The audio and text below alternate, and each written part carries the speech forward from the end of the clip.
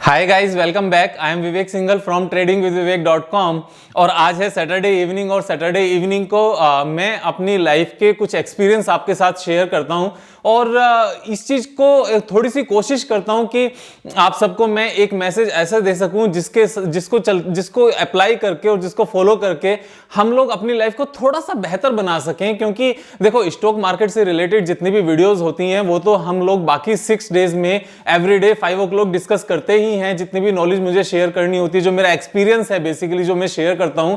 लेकिन सैटरडे को मैं स्टॉक मार्केट से अलग हटके अपनी लाइफ को थोड़ा सा बेटर बनाने के लिए थोड़े से अगर स्टेप्स हम ले सकते हैं ना, तो वो एक हमारे साथ मतलब हमें पैसा तो लेकर आएगा ही स्टॉक मार्केट से जो इनकम होगी, साथ में हम एक बेहतर लाइफ भी बना पाएंगे। और जो बेटर लाइफ होगी ना, ये हमें आगे बढ़ने में और हमें थोड़ी सी हैप्पीनेस देने में और लाइफ में पीसफुल माहौल और प्यार का माहौल बनाकर रखने में हमें थोड़ा सा सहयोग जरूर करेंगी। तो आज का जो मेरा टॉपिक है वो टॉपिक ये है कि हम लाइफ को अगर लंबे टाइम तक अगर हमें बहुत अच्छा बनाना है तो कौन से कदम हमें उठाने चाहिए। आज का मेरा कदम है, आज का मेरा जो नॉलेज और जो एक्सपीरियंस शेयर करने का टॉपिक है वो है कि हमें हर स्टेप ये सोच कर लेना चाहिए कि हमें इस काम को करके रेस्पेक्ट मिलेगी या नहीं मिलेगी। बिलीव मी, अगर हम किसी भी काम को करने से पहले या कहीं पर किसी इंसान से मिलने से पहले, चाहे वो हमारा ऑफिस में नॉर्मल रूटीन हो या घर पर रूटीन हो, या हम मम्मी पापा से मिलने जाएं या दोस्तों से मिलने जाएं, या हम किसी बिजनेस मीटिंग में जाएं, या उससे अलग हम कुछ भी काम करें, अगर हम इस चीज को हमेशा ध्यान में रखें कि इस पर्टिकुलर काम को करने से मुझे बाकी लोगों से रेस्पेक्ट मिलेगी, पॉजिटिव वाइब्स मिलेंगी, पॉजिटिव एनर्जी मिलेगी, ब्लेसिंग्स मिलेगी, आशीर्वाद मिलेगा या नहीं मिलेगा, या फिर इसका अगेंस्ट मिलेगा, यानी कि क्या हमें कर्ज मिलेगा, क्या हमें नेगेटिव एनर्जी मिलेगी, क्या लोग हमें गलत निगाह से देखेंगे।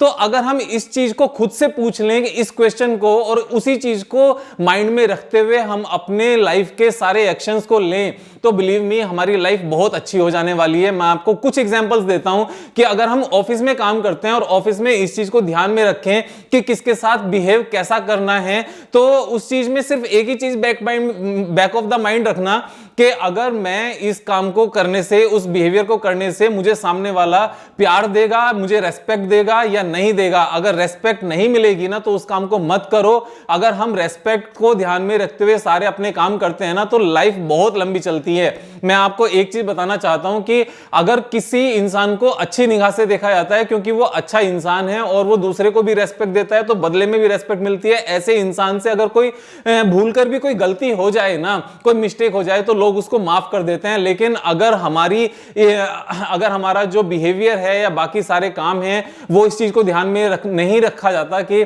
हमें रेस्पेक्ट मिलेगी या नहीं मिलेगी, और उस बंदे को नेगेटिव एनर्जी लोग देते हैं, तो बदले में जो चीजें मिलती हैं ना, अगर उससे गलती से मिस्टेक हो जाए तो उसको मिस्टेक नहीं माना जाता, उसको ये माना जाता है कि ये इंसान ही ऐसा है यार, इसने जानबूझ के काम किया होगा। तो मेरा कहना यहां पर यह है कि हमें एक अच्छा इंसान बनना बहुत जरूरी है, हमें बुरे कर्मों से बचना बहुत जरूरी है। और अगर बुरे कर्मों से बचना है और अगर हमें एक अच्छा इंसान बनना है, तो उसका जो एक सिंपल सा तरीका है ना, जो प्रैक्टिकल अप्रोच है, वो ये है कि किसी भी काम को करने से पहले, किसी भी कर्म को करने से पहले एक चीज हम ध्यान में रख लें कि इससे हमें लोगों से आशीर्वाद मिलेगा, ब्लेसिंग्स मिलेगी या हमें नेगेटिव एनर्जी मिलेगी। तो हमारी बाकी सारी लाइफ ना थोड़ी सी इजी हो जाती है। जैसे बहुत सारे, मैं एक एग्जांपल देता हूं, जैसे गृह कलेश ना, जो घर में कलेश होते हैं, वो कि हस्बैंड वाइफ की लड़ाई होती है, बच्चों के साथ लड़ाई होती है, या फिर हम इन लॉज के घर जाते हैं तो वहां पर चीजें गड़बड़ हो जाती हैं, रिलेटिव्स के आते हैं तो गड़बड़ हो जाती है, दोस्तों के बीच में गड़बड़ हो जाती है। तो अगर हम इस चीज को ध्यान में रखें कि जो भी मैं शब्द बोल रहा हूं या जो मैं उनके साथ वाद विवाद कर रहा हूं या जो डिस्कशन कर रहा हूं, कि उससे मुझे सामने वाला रेस्पेक्ट देने वाला है या नहीं देने वाला है, तो अगर वो रेस्पेक्ट देने वाला है तो बिलीव मी, कभी भी लड़ाई नहीं होगी। आपको एक अच्छा फेम भी मिलेगा, आपको सब चीज मिलेगी। यहां पर मेरा फेम से मतलब ये नहीं है कि हमें नंबर 1 बनना है या पूरी दुनिया हमें जाने या बहुत अच्छा सब कुछ नेटवर्क हो जाए, उस चीज से मेरा मतलब नहीं है। मेरा मतलब ये है कि जितने भी लोग अपने नेटवर्क में हैं, चाहे वो 20 लोग हैं, चाहे 50 लोग हैं, चाहे 2 लोग हैं, चाहे 4 लोग हैं, वो हमें किस निगाह से देखते हैं। और जब हमें वो अच्छी निगाह से देखते हैं तो हमें पॉजिटिव एनर्जी वो हमें देते हैं, हमें आशीर्वाद देते हैं, और उन आशीर्वाद के चलते हमारे बिगड़े हुए काम भी बनने शुरू हो जाते हैं। हम अगर इस चीज को ऐसे देखें तो देखो, 2 तरह के एक्शन होते हैं और 2 तरह की एनर्जी होती है। एक तो वो कि जो भौतिक कार्य होते हैं कि भाई मैंने खाना बनाया और खाना बना के खा लिया। दूसरा ये होता है कि खाना बनाया और खाना बनाते हुए गिर गया, दोबारा बनाया फिर से गिर गया। यानी कि जब किसी मतलब हमें बहुत बार ऐसा फील होता है कि यार मैं अपनी तरफ से तो पूरी मेहनत कर रहा हूं, लेकिन पूरी मेहनत करने के बाद भी वो फल नहीं मिल रहे हैं। तो वो फल क्यों नहीं मिल रहे हैं? इट मींस कहीं ना कहीं कोई नेगेटिव एनर्जी हमारे ऊपर इस तरह का इंपैक्ट रखे हुए है कि जो हमारी पॉजिटिव एनर्जी है वो उसको बीट नहीं कर पा रही है। तो उसका क्या तरीका? उसका तरीका यह है कि जिन लोगों से नेगेटिव एनर्जी आ रही है ना, उन लोगों से नेगेटिव एनर्जी आना बंद होना चाहिए। वरना तो क्या होगा, हमारी पॉजिटिव एनर्जी, हमारा एक्शन और सामने वाले की नेगेटिव एनर्जी हमेशा क्लैश करती रहेगी और हमें वो फल नहीं मिलेंगे लाइफ में जो मिलने चाहिए। पीस ऑफ माइंड भी नहीं रहेगा। और मैं एक और चीज बताता हूं, जब हम सामने वाले के साथ गलत बिहेव करते हैं ना, तो सामने वाला भी फिर हमें गलत ही एनर्जी भेजता है, नेगेटिव एनर्जी भेजता है और हम अपने आप में कभी भी खुश नहीं रह पाते। हमेशा मन यही रहता है कि यार क्यों लड़ाई की किसी से, क्यों किया ये सब कुछ। तो एक चीज को हमेशा ध्यान में रखो, अगर हम रोड पर गाड़ी भी चला रहे हैं ना, अगर हम कार भी ड्राइव कर रहे हैं या स्कूटर ड्राइव कर रहे हैं, तो हमें इस तरीके से ड्राइव करनी चाहिए कि जिस बंदे को भी हम अगर ओवरटेक भी कर रहे हैं तो इतना सेफ्टी के साथ ओवरटेक करें कि उसको गलत फील ना हो कि यार ये गलत तरीके से देखो मुझसे आगे निकल के गया। आगे निकलने से मतलब कि उसको रिस्क में डाल के तब आगे निकल के गया। अगर हम इस तरह का नहीं करेंगे तो उससे कभी भी नेगेटिव एनर्जी नहीं आएगी। तो नेगेटिव एनर्जी का मेरा मतलब यहां पर जो है वो ये है कि सिर्फ और सिर्फ जानने वालों लोगों से नेगेटिव एनर्जी नहीं आती है, वो रास्ते में चलते हुए लोगों से भी नेगेटिव एनर्जी आती है, वो हर जगह आती है। तो हर जगह हमने सामने वाले को ड्यू रेस्पेक्ट देनी है। और जब हम सामने वाले को ड्यू रेस्पेक्ट देते हैं ना, तो हर किसी से प्यार मिलता है और हमारी एनर्जी पूरी पूरी अच्छी हो जाती है। हम आगे बढ़ते चले जाते हैं और कहीं भी नहीं रुकते लाइफ में। तो मेरा आज का मकसद क्या था इस वीडियो को बनाने का?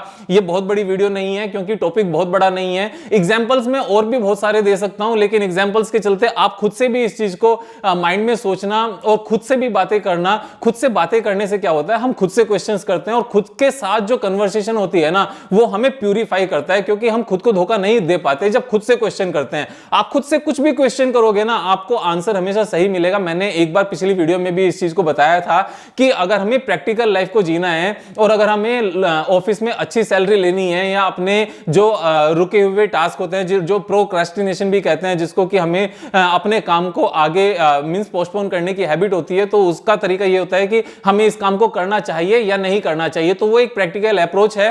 तो यहां पर भी एक ये प्रैक्टिकल अप्रोच है, खास तौर से अपने स्टार्स को अच्छा रखने के लिए, अपने ग्रह नक्षत्रों को अच्छा रखने के लिए, कि हम जो भी काम करें उसको इस तरीके से करें कि सामने वाला हमें रेस्पेक्ट दे। कोई भी काम इस तरह का नहीं करना चाहिए जिससे हमें सामने वाला बंदा रेस्पेक्ट ना दे। तो ये चीज हमें एक अच्छा इंसान बनाने पर मजबूर कर देती है। और मजबूर का मतलब यहां पर यह है कि एक आदत डल जाती है। एक बार हम किसी काम को इस तरीके से करना शुरू कर दें कि हर किसी से हमें आशीर्वाद मिले, ब्लेसिंग्स मिले, हमें कोई अच्छी निगाह से देखे, तो अच्छी निगाह से वो तभी देख सकते हैं, तभी आशीर्वाद दे सकते हैं जब सच में हम ऐसे हो जाएं। क्योंकि हम झूठ 2 दिन बोल सकते हैं, 3 दिन बोल सकते हैं, बनावटी दुनिया में लगातार लंबे टाइम तक नहीं रह सकते। हम जब किसी काम को अच्छे से करना शुरू कर देते हैं, वो हमारी एक सबकॉन्शियस माइंड में चला जाता है और हम उसी तरह के ढल जाते हैं। तो हमें कैसा बनना है? हमें ऐसा बनना है कि कोई भी काम हमारा ऐसा नहीं होना चाहिए जिससे सामने वाला हमें नेगेटिव एनर्जी भेजे, नेगेटिव सेंस भेजे। चाहे वो स्कूल है, चाहे कॉलेज है, चाहे वो टीचर्स हैं, और चाहे वो रोड है, चाहे वो ऑफिस है, चाहे वो अपने रिलेटिव्स हैं, चाहे दोस्त हैं। कई बार, जैसे मैं आपको एक और एग्जांपल देता हूं, बहुत सारे लोगों को हैबिट हो जाती है कि वो साला वर्ड यूज करके अपने सेंटेंस को बात करते हैं। बहुत सारे लोगों को इस तरह की हैबिट हो जाती है कि वो BCMC भी यूज करके और बातों को, अपने सेंटेंस को पूरा करते हैं। और काफी लोग ये कहते हैं यार ये तो हमारी जनरल लैंग्वेज में है, जब तक हम इन वर्ड्स को यूज ना करें तब तक सामने वाला बुरा मान जाता है कि यार ये तो आज अच्छे मूड में नहीं है। तो ऐसा बिल्कुल भी नहीं है। हमें इन अपशब्दों को, हमें बैड वर्ड्स को अपनी लाइफ से बिल्कुल निकाल देना चाहिए। इन बैड वर्ड्स में कुछ भी नहीं रखा। जैसे मैं आपको एक और चीज बताता हूं कि बहुत सारे कमेंट्स ऐसे होते हैं कि विवेक यार बकवास क्यों कर रहे हो। देखो बहुत सारे जो मेरे व्यूज हैं, वीडियोस हैं, जो नीचे कमेंट्स आते हैं, बहुत सारे लोग ऐसे भी लिख देते हैं, बहुत सारे लोग और भी गलत तरीके से लिख देते हैं, और बहुत सारे गलत तरीके से लिख देते हैं। लेकिन अगर मैं उन लोगों को तो देखो मैसेज देके रखा क्या है कि वो लोग कितना सुधरेंगे, कितना नहीं सुधरेंगे। लेकिन जो हमारा अपना परिवार है, मैं उनको एक चीज बताना चाहता हूं कि इस तरह के वर्ड्स को भी हमें लाइफ में कभी यूज नहीं करना चाहिए। उसका रीजन है कि जिसके लिए भी आपने इस तरह के वर्ड्स को यूज किया है ना, बिलीव मी, उसके अंदर से, उसके मन से आपके लिए कभी भी अच्छी भावना आ ही नहीं सकती। और जब तक ये आपके लिए दूसरों के मन से अच्छी फीलिंग्स नहीं आएगी ना, तो आपको वो बूस्ट, वो एनर्जी कहां से मिलेगा? वो आध्यात्मिक जो शक्ति होती है ना, जो हमें नजर नहीं आती, वो कहां से मिलेगी? और जो बहुत बड़े बड़े लोग होते हैं ना, वो उनको ऐसे कुछ कर्म नहीं होते कि वो फिजिकल इतना अच्छा कर्म कर रहे हैं कि वो इतने ऊपर तक पहुंच जाते हैं, बल्कि वो एक आध्यात्मिक शक्ति होती है जो उनको उस लेवल तक पहुंचाने के लिए बूस्ट करती है। देखो, जहां तक फेमस होने की बात है ना, तो फेमस तो दो तरीके से हुआ जाता है, एक इनफेमस भी हो जाता है और एक फेमस भी हो जाता है। तो जैसे रावण भी फेमस था, कंस भी फेमस था, और बहुत सारे बहुत जो जिन लोगों ने बड़े बड़े